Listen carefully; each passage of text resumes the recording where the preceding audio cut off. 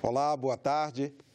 Apresentado na Comissão de Assuntos Econômicos, o relatório da indicação de Roberto Campos Neto para presidente do Banco Central. A sabatina com o indicado e a votação foram marcadas para a próxima terça-feira. Na reunião de hoje, senadores adiantaram alguns temas da sabatina. O senador Eduardo Braga foi o relator da indicação de Roberto Campos Neto. Lembrou que ele tem mestrado em economia pela Universidade da Califórnia e experiência no mercado financeiro.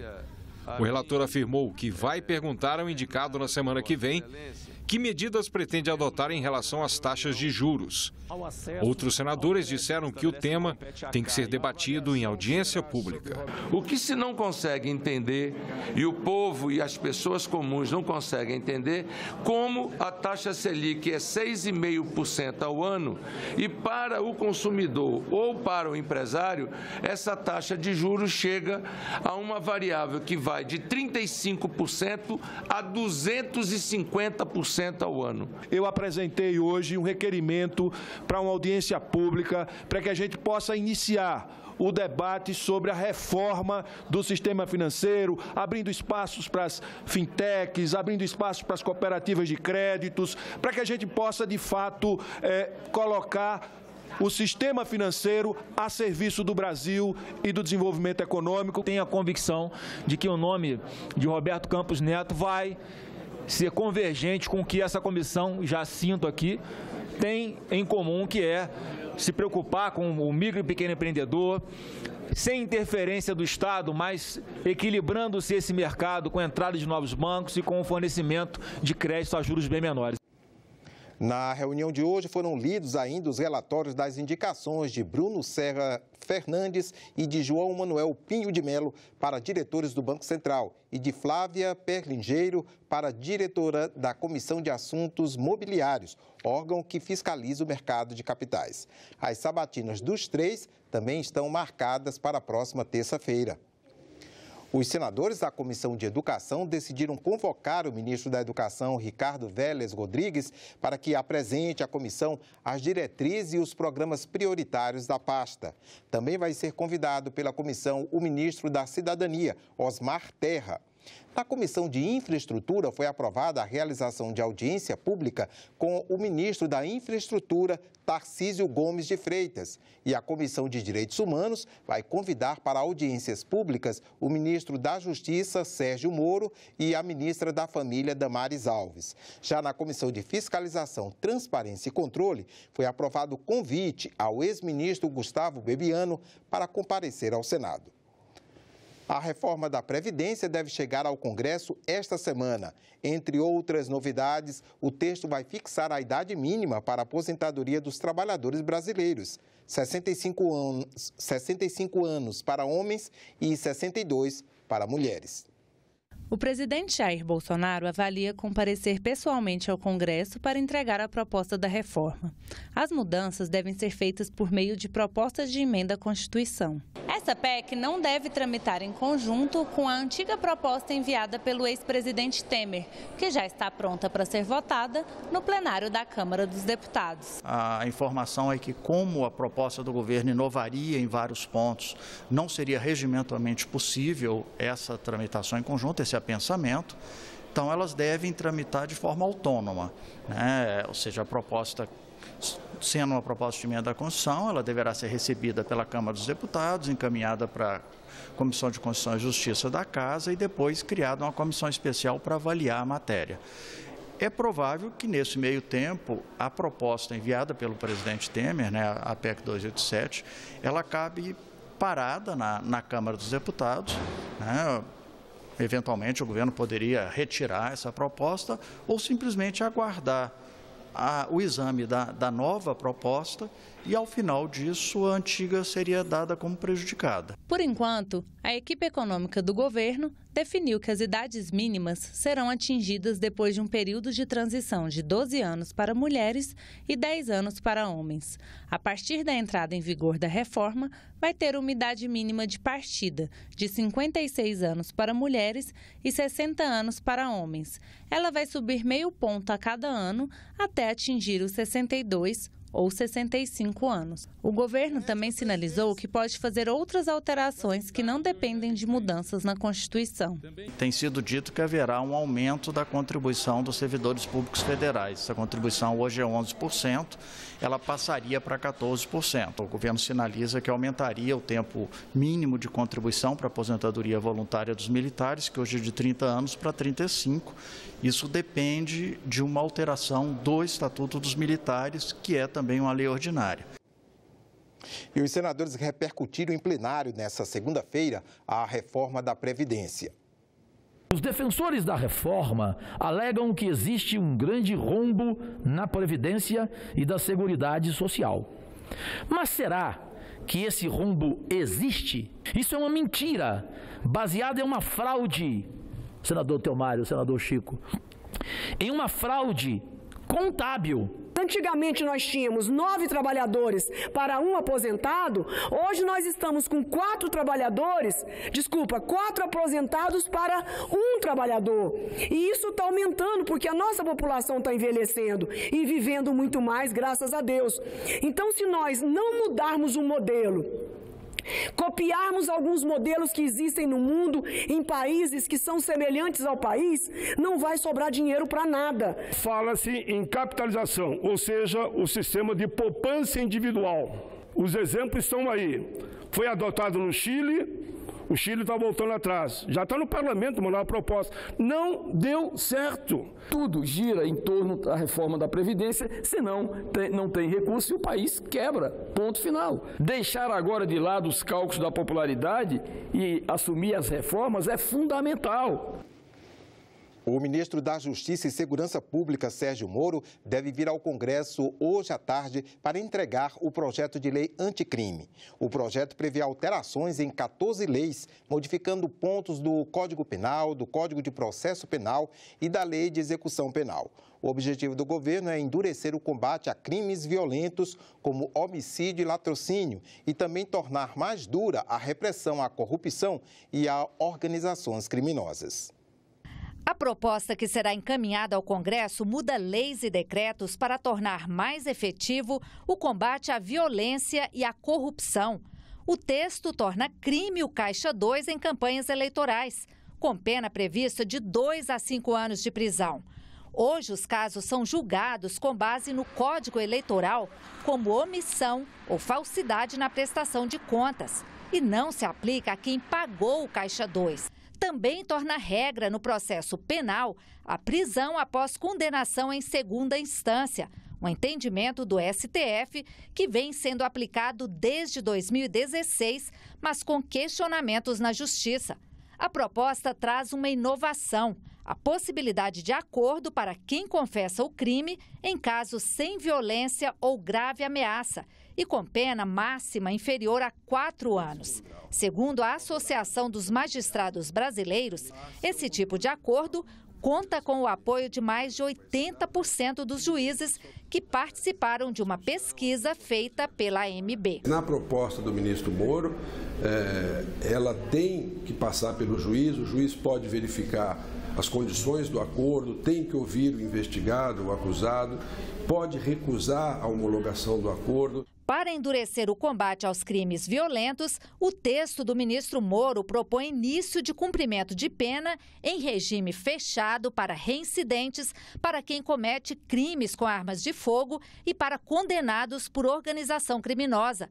Vale também para condenados por corrupção ou peculato. Também acaba com as saídas temporárias de presos condenados por crimes hediondos e torna mais rígidas as regras para a progressão de regime desses crimes quando houver morte. Essa advogada, que faz parte do Fórum Brasileiro de Segurança Pública, diz que a proposta não vai resolver o problema da criminalidade. O problema, por exemplo, é eu imaginar, não é o homicida ficar mais ou menos tempo preso, né? O problema é eu saber que a cada 100 homicídios praticados no Brasil, mais de 90 não é que eles ficam impunes, eu sequer sei quem foi o autor, né? Então esse é um problema. Aprimorar a capacidade investigativa das polícias, equipar e treinar a polícia, esse é um problema, né? Não me adianta ter uma pena maior, ou 3 vezes maior, ou 5 vezes maior, se eu continuar sequer chegando num processo criminal. A proposta ainda amplia os casos em que um juiz pode ouvir presos por videoconferência. A medida atende a uma demanda dos governadores que reclamam dos gastos com o transporte de presos para audiências nos tribunais. Só para você ter uma ideia, no ano de 2018, no Espírito Santo, 32 mil escoltas de presos, gasto desnecessário, risco a mais para a sociedade. Um dos pontos mais polêmicos da proposta é o que amplia os critérios de legítima defesa no julgamento de crimes cometidos por policiais em serviço. O texto diz que o juiz poderá reduzir a pena até a metade ou deixar de aplicá-la se o excesso tiver decorrido de medo, surpresa ou violenta emoção. O ministro Sérgio Moro tem reafirmado que o excludente de licitude não é uma licença para matar, mas a proposta recebe críticas. Nós vivemos num país que é um país conflagrado, em que existem disputas entre facções, organizações criminosas e também disputas entre estas e a polícia.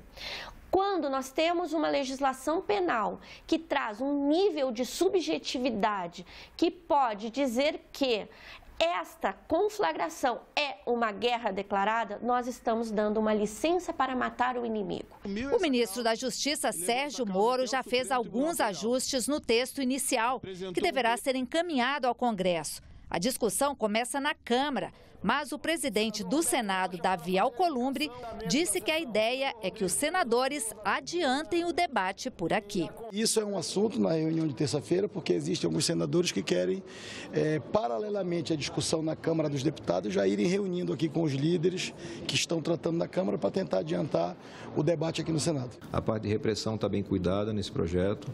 É preciso qualificar, intensificar, tornar mais dura a repressão à prática de crimes, mas a gente tem que cuidar também do passo antecedente, que é a prevenção para que esses delitos não aconteçam.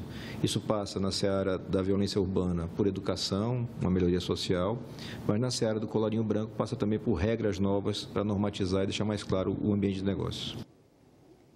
Apesar da bancada feminina ter aumentado de 10% para 15% no Congresso, no Senado o que aconteceu foi uma queda nesta representação. O número de senadoras caiu de 13 para 12.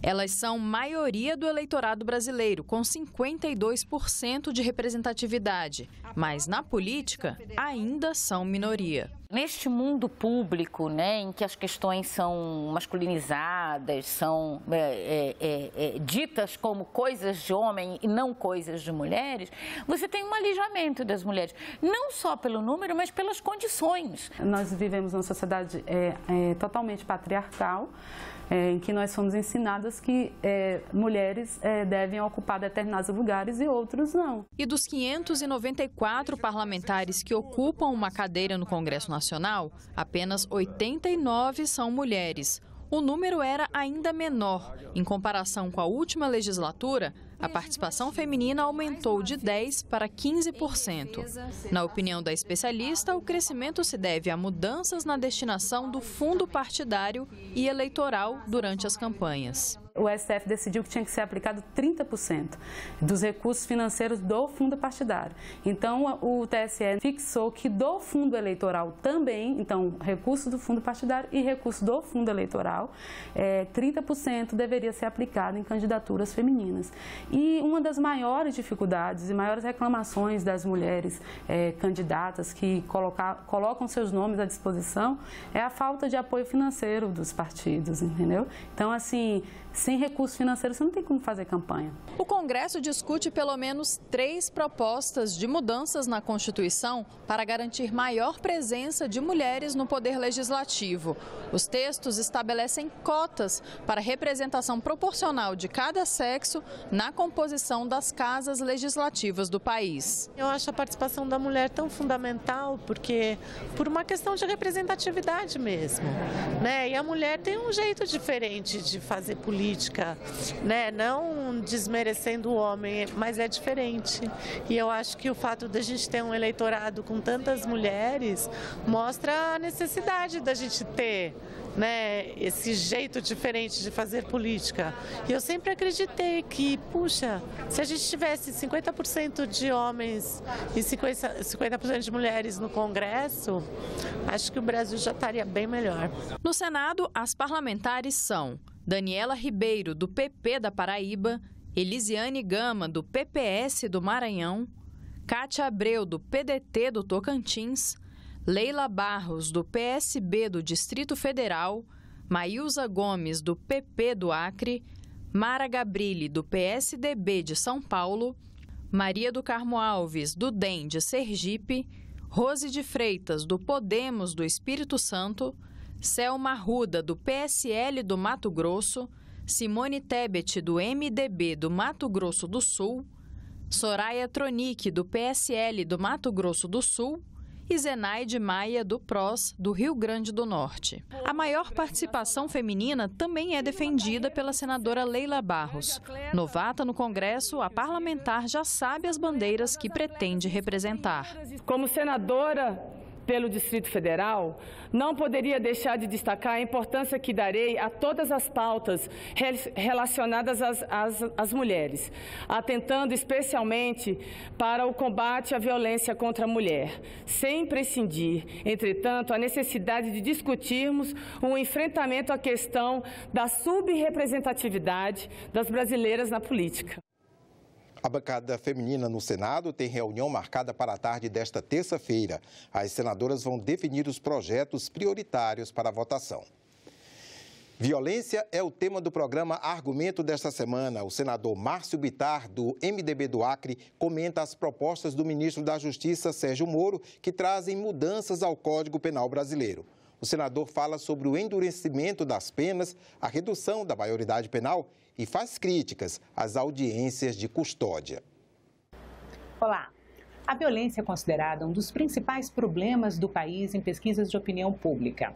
Alinhado com essa percepção popular, o senador Márcio Bittar, do MDB do Acre, apresentou um conjunto de propostas na área de segurança pública. Senador, o que o senhor imagina desse conjunto, assim, da capacidade de intervenção no atual quadro de violência do país, com esse conjunto de propostas? Bom, primeiro, o Brasil inteiro já está consciente de que nós perdemos o controle da segurança pública.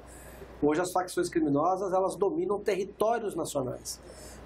Você tem, em quase todos os estados do Brasil, você tem facções criminosas que impedem as pessoas de entrar e sair a hora que desejam. E o Brasil escandalizado vendo crimes bárbaros, né, da guerra de facções que praticamente hoje dominam, se não todos, mas a maioria dos presídios brasileiros. Então dá um caos total. E qualquer pesquisa, como você mesmo mencionou, aparece essa preocupação com a insegurança. O meu estado mesmo, infelizmente, no ano passado, figurou como o segundo estado mais violento do Brasil, em termos de homicídio, e a nossa capital, infelizmente... Em quantidade ou per capita? É per capita, sempre per capita, né? E a nossa capital, infelizmente, figurou como a capital mais perigosa de se viver do Brasil. Mas isso é uma chaga nacional. Bom, e ao apresentar esses projetos, duas PECs e 4 projetos de lei, é resultado da minha percepção, que não é única, a percepção de muitas pessoas, de que uma das formas de resolver este problema é endurecimento das leis. A sociedade não tolera mais, eu, você, ninguém, um pai de família, uma mãe, ninguém mais tolera ver uma polícia que prende numa sexta-feira, e aí são filhos nossos, homens e mulheres que arriscam a sua própria vida, prende um marginal na sexta-feira. Na segunda-feira, se surpreende com ele solto, através de uma audiência de custódia. O que é uma audiência de custódia? Isso nasceu no espírito de um encontro, na década de 70, que a América Latina vivia ditaduras militares, o Brasil inclusive. A América Latina quase toda, hoje só a Venezuela, a maior parte é democracia. Então esse espírito nasceu na década de 70, em São José, como uma forma de preservar o Estado de Direito. Mas era outro momento. De lá para cá, o Brasil restabeleceu a democracia. A Argentina, a América Latina quase toda, Chile, que é até muito mais anterior do que a gente. E esse espírito, ele permanece.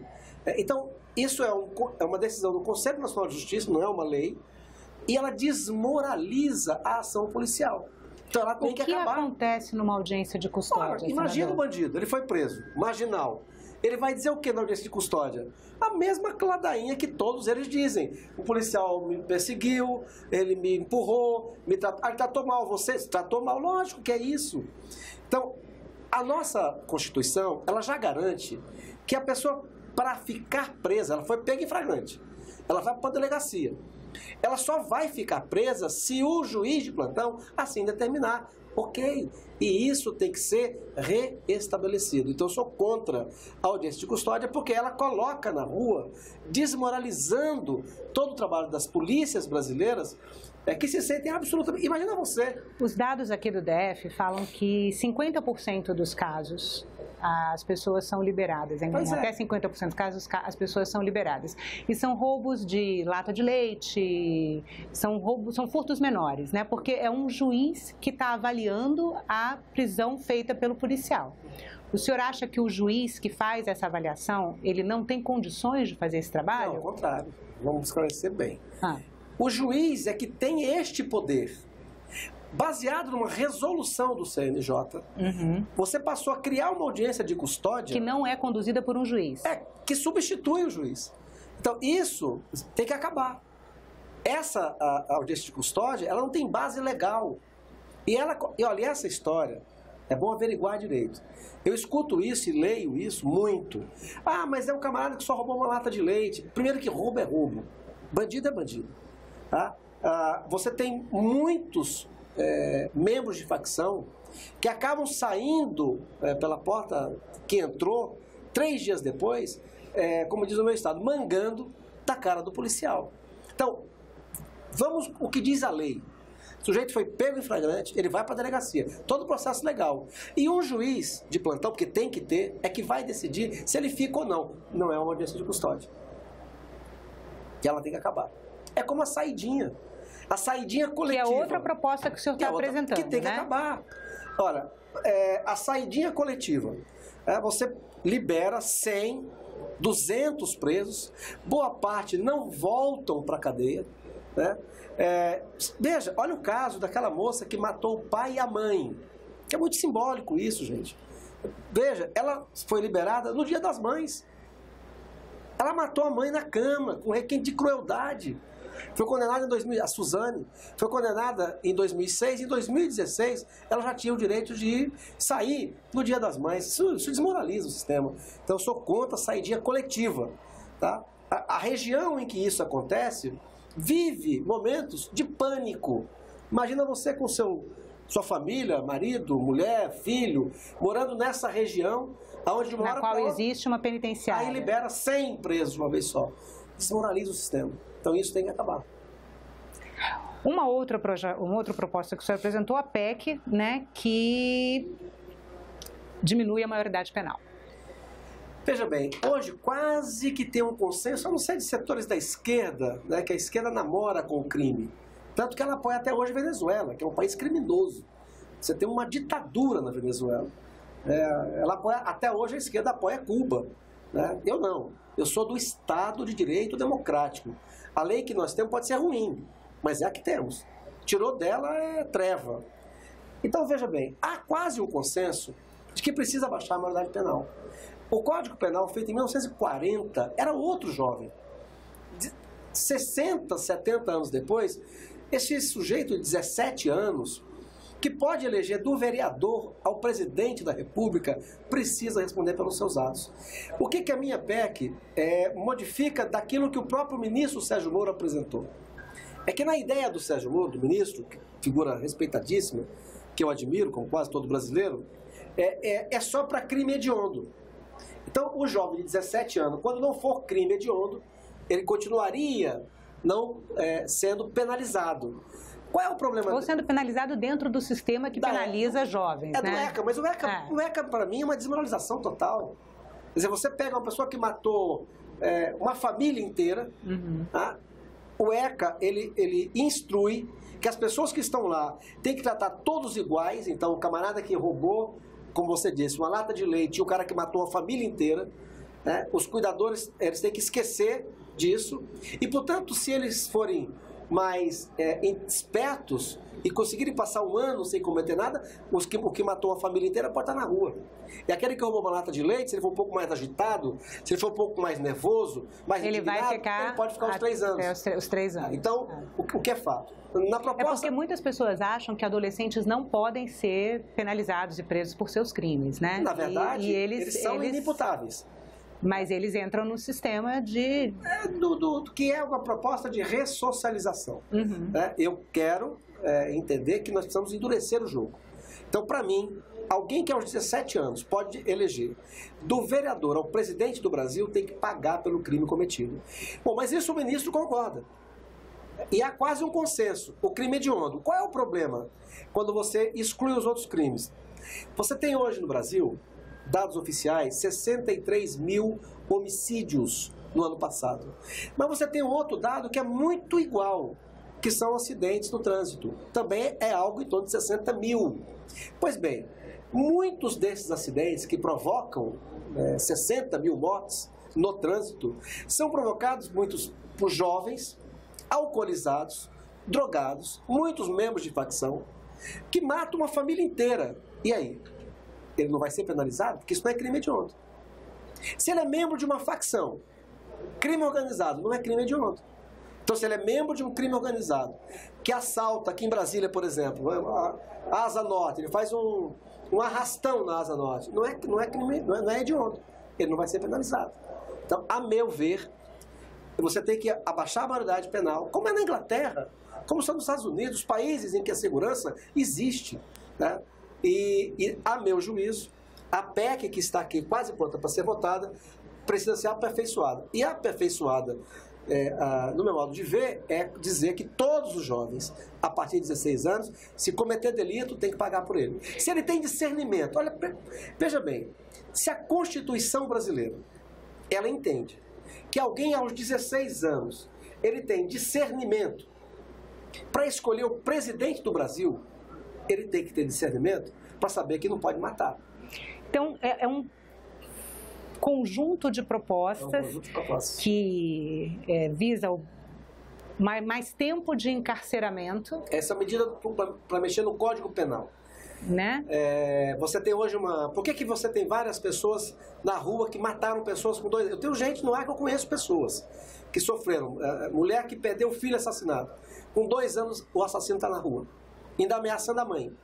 Porque alguém disse que alguém da família viria do Nordeste para vingar a morte. Então eu vou matar a mãe também. E a mãe teve que ir embora do Estado. Casos e casos como esse. Por que isso? Porque no Brasil, a pessoa julgada, 200 anos de cadeia, não vai parar. 200 anos nunca, nem 50. Hoje o maior tempo de encarceramento são 30 anos. Só que com 1/5 da pena, ele já começa a concorrer para o regime semiaberto.